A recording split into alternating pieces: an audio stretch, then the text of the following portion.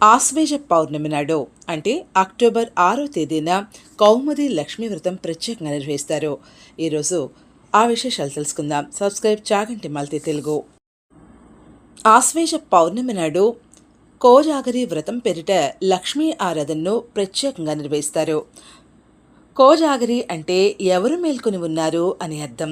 ఎవరు మేల్కొని ఉంటే వారు చైతన్యంతో ఉన్నట్లుగా భావించాలి. ఎవరైతే నిద్రావస్థలో ఉంటారో వారు క్రియాశూన్యులుగా గమనించాలి.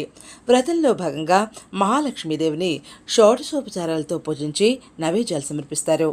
ఆశ్వేజ పౌర్ణమి నాటి రాత్రి మహాలక్ష్మి అంతటా స్వయంగా సంచరిస్తుందని నమ్ముతారు పండితులు.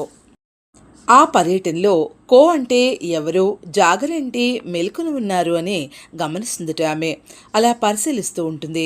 అలాగే ఆ సందర్భంలో తనకు ప్రేమైనటువంటి గవ్వల ఆట ఎవరైతే ఆడుతూ ఉంటారో వారిని తల్లి స్వయంగా అనుగ్రహిస్తుందంటారు. వ్రతకథను తెలుసుకుందాం. వళుతుడు చండిక భార్యాభర్తలు.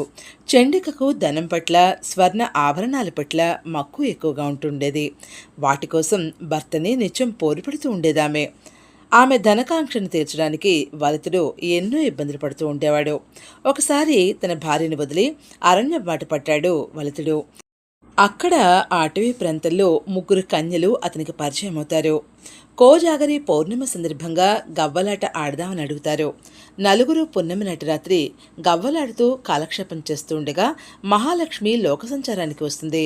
అర్ధరాత్రి మేల్కొన్నటువంటి వళుతుడిని అనుగ్రహిస్తుంది. జీవితం అనేటువంటి ఆటలో విజయం సాధించి తీరాలి అనేటువంటి సందేశ స్ఫూర్తిని ఈ యొక్క కౌముది లక్ష్మీ వ్రతం ఇస్తుంది.